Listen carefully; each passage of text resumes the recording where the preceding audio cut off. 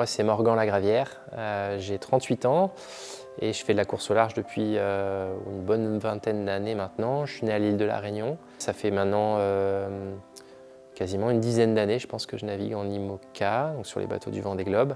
Et mon aventure avec, pour le coup, avec Thomas a commencé en 2021 de mémoire. On a commencé à naviguer en double ensemble sur la Transat Jacques Vabre à l'époque 2021, qu'on a gagné tous les deux. On en a regagné une autre en 2023, donc celle d'après, et là je viens de remporter la dernière, toute dernière, il y a quelques semaines, donc voilà, un bel enchaînement.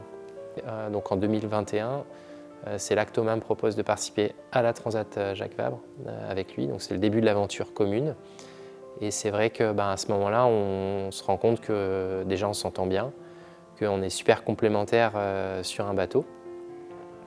Et voilà, il y a cette bienveillance dans laquelle moi je me sens dans la relation avec Thomas, où on sent qu'on est différents, mais pour autant, il me fait vraiment confiance comment je suis, à travers mon fonctionnement. Ça reste lui le leader du projet parce que c'est son bateau, son sponsor, sa structure. Et pour autant, je me sens bien moi dans ce fonctionnement-là. Donc c'est super agréable d'évoluer dans cet environnement-là. Ça en devient performant parce qu'effectivement, en 2021, on gagne notre première Transat Jacques Vabre ensemble. Et Thomas me propose de remettre le couvert 2 ans après, effectivement, sur cette Transat Jacques Vabre en 2023, où là, dès le départ, on se dit que ça va être pas simple, parce que gagner une fois, c'est dur. Gagner 2 fois et en plus 2 fois de suite, ça l'est encore plus.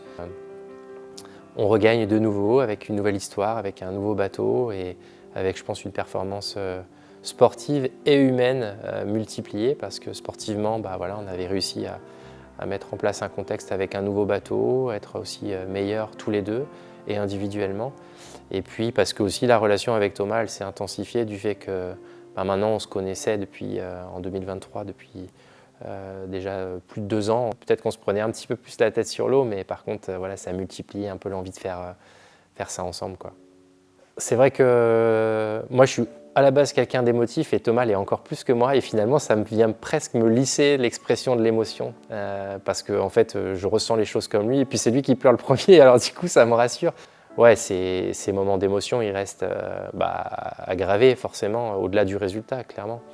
Et pour la petite anecdote, là j'ai quand même viens de gagner une transat assez différente et sur les aspects émotionnel et sur les aspects sportifs, et voilà, c'est une autre histoire clairement, qui n'est pas moins bien, qui n'est pas meilleure, qui est différente simplement. Mais bon, voilà, c'est une demi-heure avant de franchir la ligne d'arrivée, je pense que c'est un des seuls messages que j'ai envoyé de la course, c'était pour Thomas, quoi.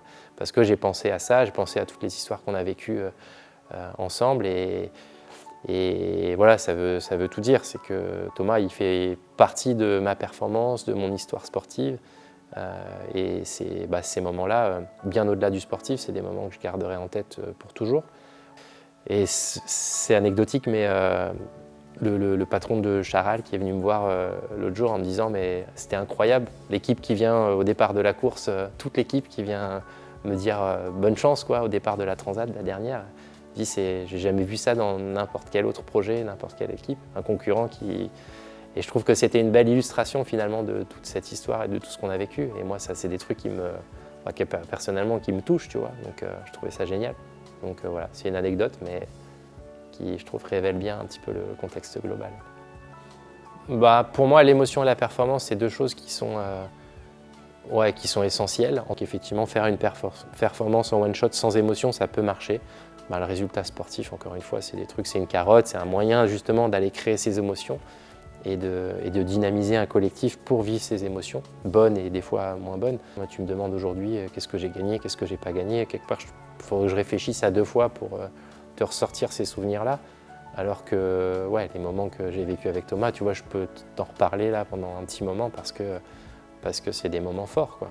Et c'est des moments que j'oublierai jamais et qui m'ont construit et qui font qu'aujourd'hui, je suis ce que je suis. Ce qui est sûr, c'est qu'avec Thomas, on a eu cette enveloppe émotionnelle qui a fait que nos tempéraments se sont bien retrouvés. Je pense qu'en 2021, on a eu aussi beaucoup d'émotions qui sont peut-être moins ressorties à ce moment-là, mais on a vécu des choses incroyables. La nuit d'avant, c'était la folie. En plus, on casse du matériel juste avant d'arriver. Pour autant, on finit avec 24 heures d'avance. Là, on a parlé de la performance sportive de la dernière Transat à bord de Charal où on arrive quelques heures devant, mais en disant que c'était un exploit. En l'occurrence, en 2021, on finit 24 heures devant Apivia, donc sportivement, c'était aussi exceptionnel. Aujourd'hui, si je dois décrire effectivement le contexte global, c'est du sportif, c'est une équipe, un collectif, mais il y a aussi effectivement cette relation qui a fait catalyser la performance, clairement. Ouais. Thomas, de manière objective, hein, c'est quelqu'un c'est un bon sportif déjà, parce qu'il l'a prouvé au travers de son résultat et son expérience. Je veux dire, il a quand même gagné 2 Transat Jacques Vabre, plus une route du Rhum d'affilée, il n'y en a pas beaucoup. Je ne sais même pas si ça avait été fait avant. C'est quelqu'un qui est aussi un super entrepreneur, parce que je veux dire, aujourd'hui, pour pouvoir avoir les moyens de ses ambitions dans ce milieu-là, il faut être capable d'avoir trouvé un partenaire et de faire fonctionner une équipe. Ce qu'il a mis en place pour aller chercher cette performance, donc, et ce qu'il met en place aujourd'hui avec un outil de travail qui est exceptionnel. Voilà. C'est quelqu'un qui a de l'expérience, parce que finalement, tout ce contexte-là, il est en place depuis plusieurs années, et je veux dire, encore plus en course au large, on voit bien qu'on apprend avec les années, qu'on apprend avec le temps, et ça, c'est vraiment important.